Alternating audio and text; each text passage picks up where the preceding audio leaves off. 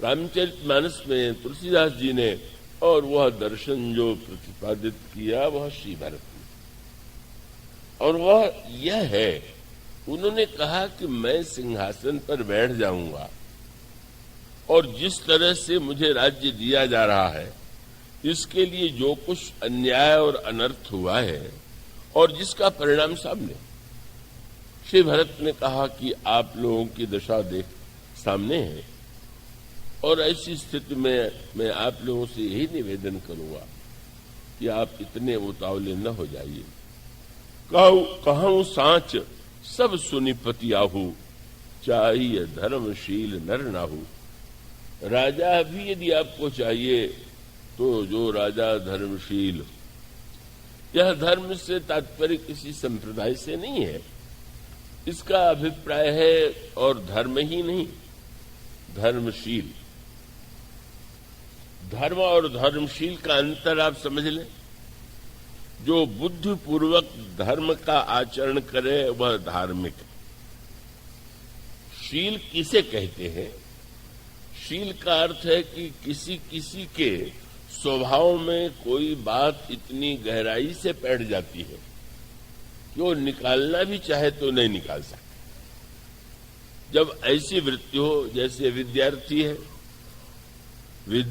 है वो पढ़ रहा है, परिश्रम कर रहा है, रात भर जग रहा है, क्योंकि उसे परीक्षा पास कर दी, परीक्षा में पास हो गया, चलो भाई छुट्टी मिली। अब कोई पुस्तक पढ़ने की, अध्ययन करने की या इतना जागने की आवश्यकता नहीं। पर एक व्यक्ति वह है कि जो अध्ययन चाहे परीक्षा देना हो न देना हो, चाहे परीक्षाएं पास कर चुका हो, फिर भी वह व्यक्ति निरंतर अध्ययन कर रहा है, तो उसके लिए अध्ययनशील शब्द का प्रयोग करेंगे। शील माने जब कोई गुण स्वभाव का अंग बन जाए तो शील। जब तक वो स्वभाव का अंग नहीं बना हुआ है, बुद्धिपूर्वक कर रहे हैं, तब तक वो स्थायी सदा नहीं रह सकता। श्री भरत ने कहा धार्मिक राजा की आवश्यकता नहीं है, धर्मशील राजा की आवश्यकता है। आज जो राजा धर्मपरायण लग रहा है, सद्गुणों से युक्त लग रहा है, कल वो अन्याय करने लगता है, अधर्म करने लगता है।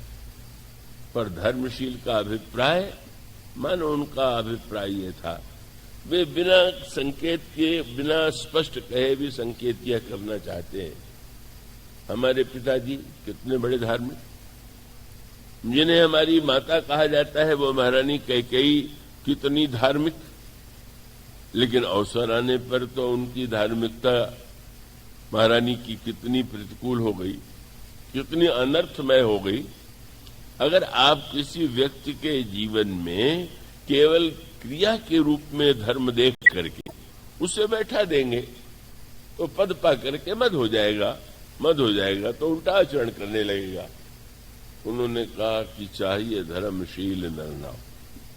राजा अगर सुराज्य भी हो, राम राज्य तो और आगे की बात है, तो इसका अभिप्राय है कि अगर ये गोस्वामी जी ने कवितावली रामायण में बड़ा सुंदर संकेत किया कि भगवान राम, सीता जी और लक्ष्मण जब बन जाने लगे तो उस समय ऐसा लगा, गोस्वामी जी ने कहा कि संग सुबंधु पुनीत प्रिया, मानो धर्म क्रिया धरि देह सुहाई, राजीव लोचन राम चले, तजी बाप को राज बटाऊ गिराए।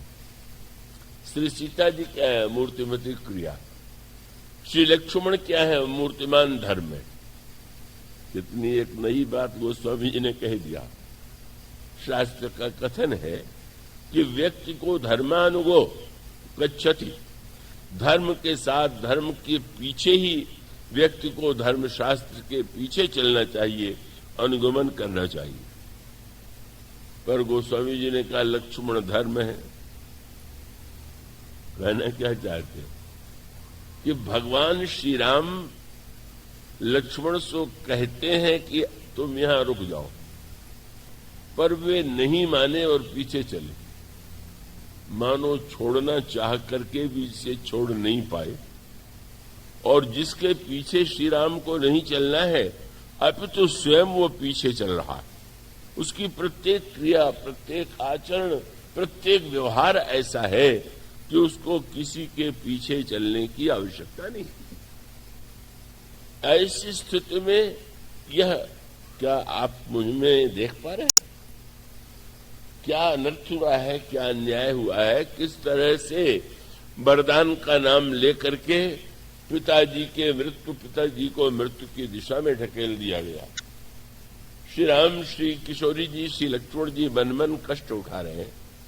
इतना अनर्थ जिस व्यक्ति के लिए किया गया, वह राज सिंहासन पर बैठ करके आपकी समस्या का समाधान नहीं कर सकते।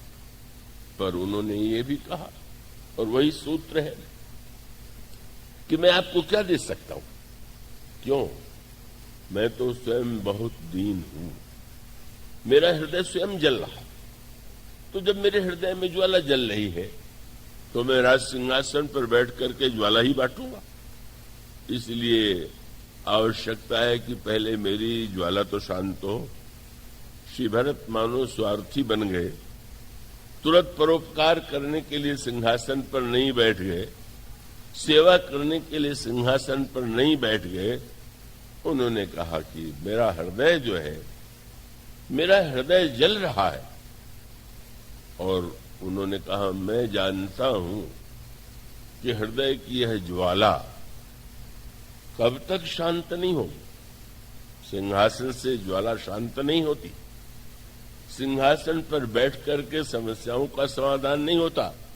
एक ही उपाय, आपन दारुण दीनता सबहि कहूं समुझाए, देखे बिनु रघुवीर पद जी की जरन जाए।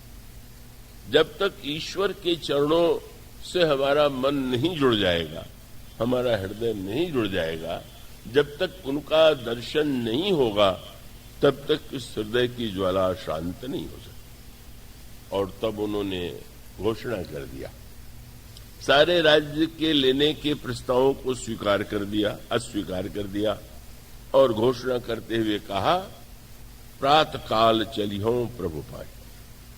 कल प्रातः काल मैं चित्रकूट की ओर प्रभु के पास जाऊंगा। यही है सो सुखाय। श्री भरत चित्रकूट क्यों जा रहे हैं?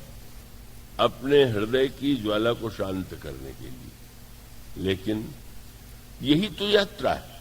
इसका अर्थ है कि सेवा करने वाले व्यक्ति को स्वयं अपने मन को स्वस्थ, अपने मन को पवित्र बनाने की चेष्टा करनी है।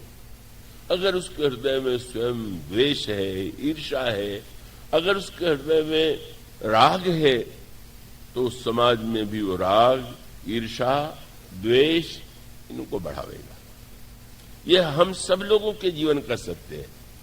और भगवान की भक्ति का अर्थ क्या है, उद्देश्य क्या है? पहले चित्रकूट चलिए और उसके बाद सेवा कीजिए। श्री भरत ने तो 14 वर्ष सेवा की, और ऐसी सेवा की कि किसी राजा ने वैसी प्रजा की सेवा नहीं की होगी।